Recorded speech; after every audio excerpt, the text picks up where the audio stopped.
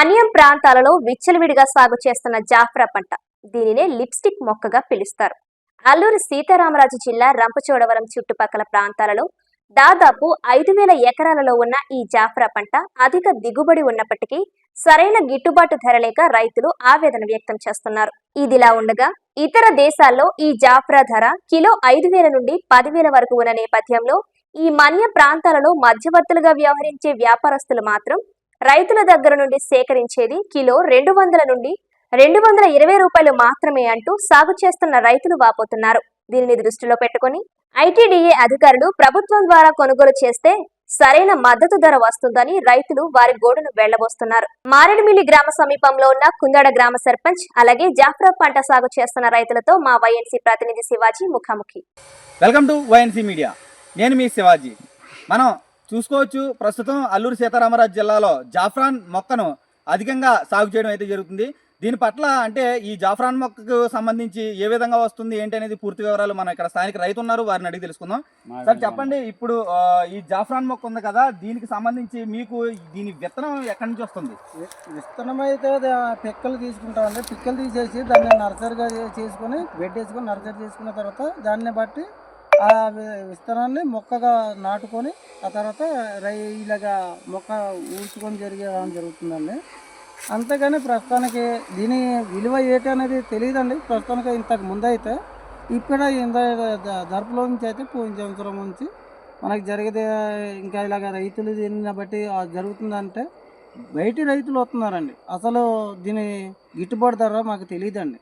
వాళ్ళు తీసుకొని వస్తే వాళ్ళు చెప్పిన మాట మాకు శాశ్వతం, వాళ్ళు కొన్న రేటే మాకు నమ్మకం.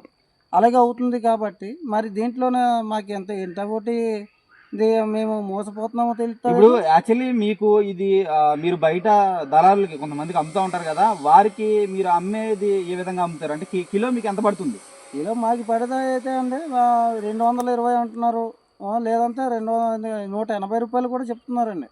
అలాగే కొంచెం దీనికి ఆప్టింగ్ చేసుకుంటే పిక్కలు పాడైపోతాయి ఇది అనేసి మేము ఏం చేస్తున్నాం అంతండి 220 250లో వెళ్తుందండి.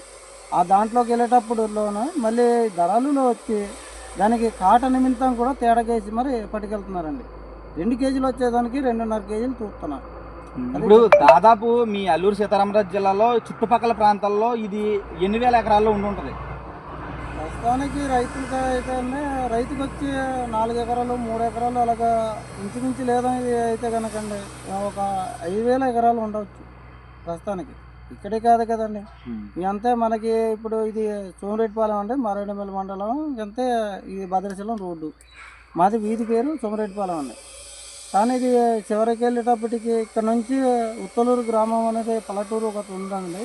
దాంట్లో కానీ కొండవాడ కడ కానీ గట్టిగా ఉందండి జాఫ్రా. ఇలాగ రైతులు వేసుకున్నారు. ఈ జాఫ్రా ప్రత్యేకంగా వినియోగం దేంట్లో చేస్తారంటారు? అంటే మీకు తెలిసి అవగాహన ఉంటుంది కదా, దీనిని ఏ పరికరాల్లో ఉపయోగిస్తారంటారు? నాకు ప్రస్తుతానికి తెలిసిందైతే అండి, ఒకటి గమ్ముకిని ఫస్ట్ పాలుగా తీసేది కలరము, తర్వాత మనకి రంగుకి తీస్తారనేసి ఒకటి. అంటే ఇప్పుడు లేడీస్ ఉపయోగించే లిప్స్టిక్ లో కూడా దీన్ని ఉపయోగిస్తారని మేము విన్నాం, నిజమేనంటారా? అది రైట్ అనేది అన్నంత వరకు అయితే ప్రస్తుతానికి తెలియదండి. మెటీరియల్ అనేది మటుకు పక్కాగా తెలుస్తుందండి.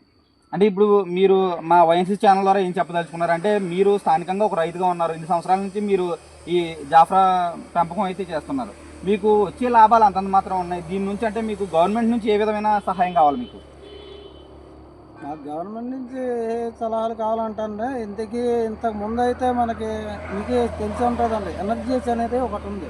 దాన్ని బట్టి ఉపాధి పని హామీ పథకం అని పెట్టారు. దానిలో నుంచి ఇప్పటికీ వచ్చింది రైతుకి వచ్చేటప్పటికి మనకి ఏమవుతుందంటే, రైతుకి వచ్చిన తర్వాత ఒక పని చెప్తారండి, ఏమంటే చెరువుని ఇచ్చేస్తారు. చెరువుని ఇచ్చిన తర్వాత దాన్ని బడ్జెట్ చెప్తారు. బడ్జెట్ చెప్పిన తర్వాత బడ్జెట్ నిమిత్తము మనకి డీటెయిల్స్ తెలియదండి, మధ్య రకంగా ఆపేస్తున్నారు. అలా చేసి భూమి అంతా గోతులు తవ్వడం తప్ప కానీ ఉపయోగం ఏం లేదండి. ఓకే, ఇది స్థానిక రైతు అయితే చెప్తున్నారు. ఇదే దీన్ని సంబంధించి ఇక్కడ గ్రామంలో ఒక స్థానిక మన సర్పంచ్ అయితే ఉన్నారు, ఒకసారి వారితో మాట్లాడే ప్రయత్నం చేద్దాం. ఈ కొందాడ గ్రామానికి సంబంధించిన సర్పంచ్ అయితే మన ముందు ఉన్నారు, ఒకసారి వారితో కూడా మాట్లాడే ప్రయత్నం చేద్దాం. సార్ చెప్పండి, ఇప్పుడు ఈ సాఫ్రాన్ కోసం మీరు ఏమైనా చెప్పదలుచుకుంటే చెప్పండి. జాఫ్రా పంట ఈ మారేడుమిల్లి మండలంలో విస్తారంగా పండుతుంది. కానీ ఇది దళారుల యొక్క చేతిలో పడి రైతుకు గిట్టుబాటు ధర లేక చాలా వ్యవస్థ పడుతున్నారు, చాలా లాస్ అవుతున్నారు. దాన్ని మేము మా గవర్నమెంట్ ద్వారా ఐటీడీఏ ఉంది ఈ ట్రైబల్ ప్రాంతానికి అభివృద్ధి చేయడానికి. ఆ యొక్క ఐటీడీఏ పరిధిలో అధికారులు దీని మీద చొరవ తీసుకొని రైతులకు గిట్టుబాటు ధర ఇప్పించేలాగా గవర్నమెంటే తీసుకోవాలని నేను గవర్నమెంట్ని లేక కూటమి గవర్నమెంట్ని ప్రాధేయపడుచున్నాను. తద్వారా రైతులు గిట్టుబాటు ధర ఉంటే రైతులు బాగుపడతారనే ఆశ ఉంది. అలాగా అనేక గ్రామాల్లో చాలా గిరిజన ప్రాంతంలో గిరిజన రైతులే ఉంటున్నారు కాబట్టి వాళ్ళు బాగా అభివృద్ధి చెందాలి, వారు పండించిన పంట గిట్టుబాటు ధరకు అమ్ముకోవాలంటే గవర్నమెంట్ ద్వారానే వారి ఆధ్వర్యంలో పంట పండించిన తర్వాత వారు తీసుకుంటే వాళ్ళకి రైతులకి మేలు జరుగుతుందన్న ఆశ నాకైతే ఉంది.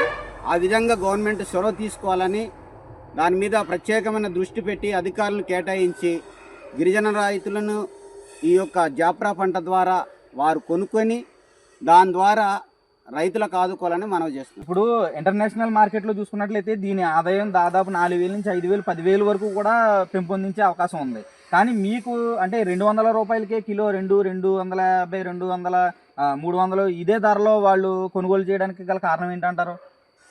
అంటే గవర్నమెంట్ దీనిపైన దృష్టి పెట్టలేదు కాబట్టి, రైతుల్ని బాగు చేసే ఉద్దేశం లేదు కాబట్టి, ఇక నుంచి మేము మీ ద్వారా కోరేది గవర్నమెంట్కి ఏంటంటే ఈ దళారీ వ్యవస్థ పోవాలంటే గవర్నమెంటే నిర్ణయం తీసుకొని ఐటీడీఏ ద్వారా దీన్ని కొనుగోలు చేసి ఇతర దేశాలకు ఎక్స్పోర్ట్ అయ్యే ఈ జాప్రా పంటను వారి ఆధ్వర్యంలో కొని రైతులకు వారు కొనేసి రైతులకు దాంట్లో సగభాగానికైనా కనీసం మ్యాక్సిమం 500, 600, 1000 రూపాయలైనా గిట్టుబాటు ధర రైతులకు ఇప్పించినట్లయితే రైతులు ఈ పంట ద్వారా వారి యొక్క స్థితిగతులు వారు మెరుగుపరుస్తారని నేను ఆశిస్తున్నాను మీ ద్వారా.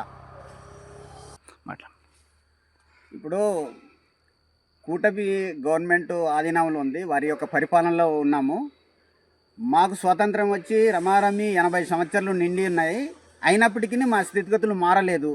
ఇకనైనా ఏజెన్సీ ప్రాంతంలో గవర్నమెంట్ మారి మా యొక్క స్థితిగతులు మారుస్తారన్న సదుద్దేశంతో ఏజెన్సీలో ఉన్న ప్రజలందరూ కూటమి గవర్నమెంట్కి ఓటు వేసి నెగ్గించినప్పటికీ మమ్మల్ని అయితే ఈ ఏజెన్సీ ప్రాంతంలో ఉన్న మమ్మల్ని పట్టించుకునే దాఖలాలు లేవు. ఇకనైనా కూటమి గవర్నమెంట్ స్పందించి ఈ గిరిజన ప్రాంతంలో ఉన్న ఈ గిరిజన రైతులకు ఇక్కడ పండించే పంటలను వారి యొక్క ఆధీనంలో కొనుగోలు చేసి మా గిరిజన ప్రజలలో మార్పు తేవాలని ఆశిస్తున్నాను.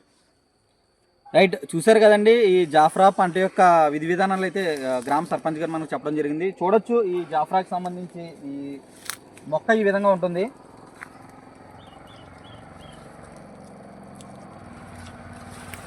చూడొచ్చు దీని కలర్ కానీ ఇది కానీ క్లియర్గా. ఏది ఏమైనా స్థానికంగా ఇప్పుడు చూడండి,